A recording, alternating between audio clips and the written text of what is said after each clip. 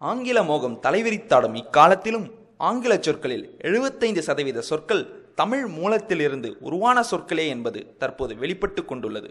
அது மட்டுமல்ல, உலக மொழிகள் அனைத்தும் தமிழ் மூலத்திலிருந்தே உருவாகியவை என்பது நிறுவப்பட்டு வருகிறது. அதற்கான காரணம், இன்று உலக மாந்தரெல்லாம் பழந்தமிழகம் என்று கூறப்படும் குமரிக்கண்டத்திலிருந்து பல கால ஊழிகளில் பிரிந்து சென்று பெருகியவர்கள்தாம் என்பதாகும்.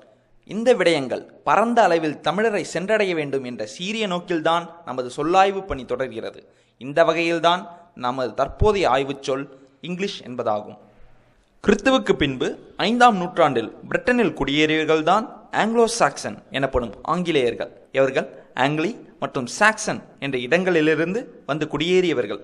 இவர்கள் முதலில் அங்கிலிட்டர், அதாவது அங்கிலித்தரையர் என்று அழைக்கப்பட்டனர்.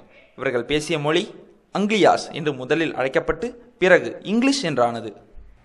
நீங்கள் படத்தில் தற்போது காணும் வளைவான கடற்கரையுள்ள பகுதிதான் அங்கிலி என்று அழைக்கப்பட்ட பகுதியாகும். ஆங்கிலேயர்களின் இனப்பெயர் அங்கிலி என்ற அவர்கள் வாழ்ந்த நிலப்பகுதி வழியாகத்தான் உருவானது. அதை விக்கிபீடியா பதிவு வழியாக நீங்கள் காணலாம்.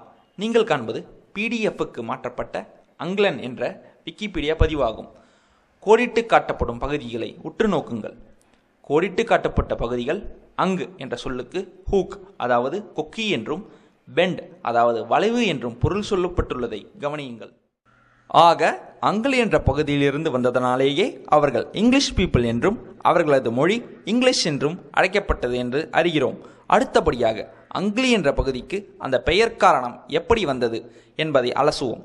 மேலை நாட்டவரின் ஆய்வுகளின்படியே ஆங்கிலேயர்களின் முந்தைய வாழ்விடம் குறுகிய வளைந்த கடற்கரையை உடைய பகுதியானதால் தான் அது அங்கிலி என்று அழைக்கப்பட்டது என்று நிறுவப்பட்டுள்ளது. ஆங்கிள் என்ற ஆங்கில சொல்லும் அதை சார்ந்த அனைத்து சொற்களும் கூட இந்த மூலத்திலிருந்தே உருவானவை என்பது மேலை நாட்டார் ஆய்வு செய்து சொல்வதுதான். இந்த அங்கிலி பகுதி பற்றி தமிழ் மொழி என்ன சொல்கிறது? குறுகிய வளைந்த என்ற அடைமொழிக்கு தமிழ் பெயர் அங்கு என்பதாகும். சான்றாக, அங்குசம் என்பது யானையை அடக்க பயன்படும் கருவி. படத்தில் காட்டப்படும் கருவியை காணுங்கள். அங்கலம் என்பது குறுகிய வளைந்த நீர் வெளியேறும் அமைப்பை குறிக்கும். இதற்கு மதகு என்ற பெயரும் உண்டு. இது ஏரியிலிருந்து பாசனத்திற்கு நீர் வெளியேற்றத்தை கட்டுப்படுத்தும் அமைப்பாகும். அங்குட்டான் என்பது தவிழ்காரர் விரல்களில் அணியும் வட்டமான மோதிரம் போன்ற விரலுறை. அங்குலி என்பது விரல் மோதிரம் எனப்படும். இதிலிருந்து அங்கிலி என்ற சொல்லுக்கான மூலம் தமிழ் என்பதை அறியலாம். பினீஷியர்கள் எனப்பட்ட திரைக்கடல் வணிகர்கள் தான் அங்கு என்ற பகுதியில் குடியேறினார்கள் என்ற கருத்தும் உள்ளது.